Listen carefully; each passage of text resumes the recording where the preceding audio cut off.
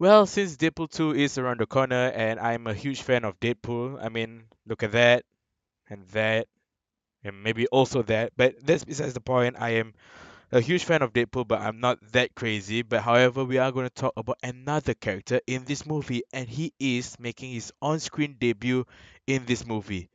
Who he is? It is the man known as Cable.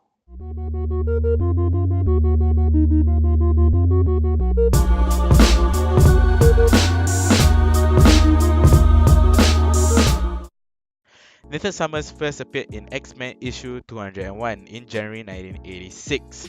He then became Cable in the New Mutants issue 87 in March 1990.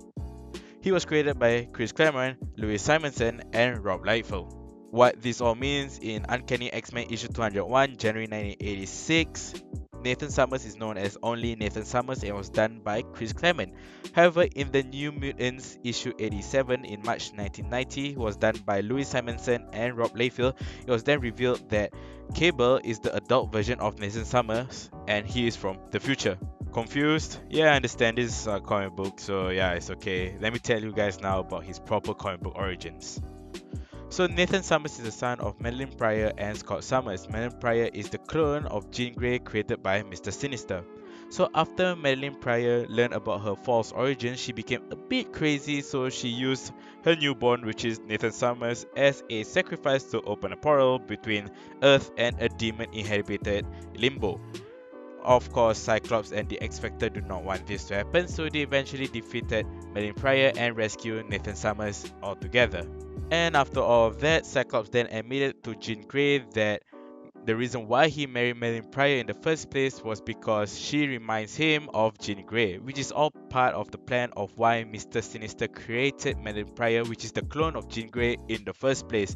This is because he wants to use the son of Madeline Pryor, which is Nathan Summers, as a weapon against the bad guy known as Apocalypse. And of course, Jean Grey and Cyclops try to protect this child from anything else, but the reason I say try is because end up Apocalypse knows the plans of Mr. Sinister and he ended up kidnapping little baby Nathan.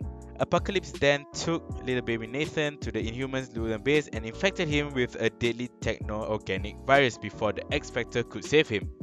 And then Ascani, a member of the Sisterhood in the future that fights against Apocalypse, then shows up and tells Cyclops that baby Nathan was gonna die from the virus unless he is taken 2000 years into the future where they have the technological abilities to save him. Cyclops then allows the Scrawny to take baby Nathan into the future to get him treated. However, in the future, baby Nathan then got cloned in case he doesn't survive the treatment for the virus. But then Apocalypse's people then attacked the also and kidnapped the baby Nathan. But however, they only kidnapped the clone of baby Nathan because they think that the clone was the real Nathan. The goal was to make this Nathan a new vessel for Apocalypse's soul as Apocalypse's body was becoming old and weak. Apocalypse then raised this Nathan and named him Strife, the Chaos Bringer, believing that this Nathan is the real Nathan the whole time. But then the original Nathan Summers actually survived the TO infection, and the mother of Scotty actually bring Scott Summers and Jean Grey from the past into the future so they can actually raise their son. They actually stayed there for 12 years, helping and teaching Nathan how to use his telekinetic powers, including how to stop the deadly TO virus from spreading with his telekinetic abilities. After honing his powers, the real Nathan actually went out to defeat Apocalypse by breaking the bond between Apocalypse and his evil twin, also known as his evil clone, but he was not satisfied with just Apocalypse in the future. He actually went to defeat Apocalypse in the past as well, taking the name of Cable. And then Strife, his evil clone, actually found out, so Strife actually tries to stop Cable.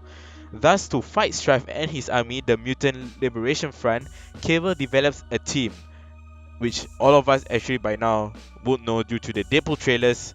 The team is known as the X-Force.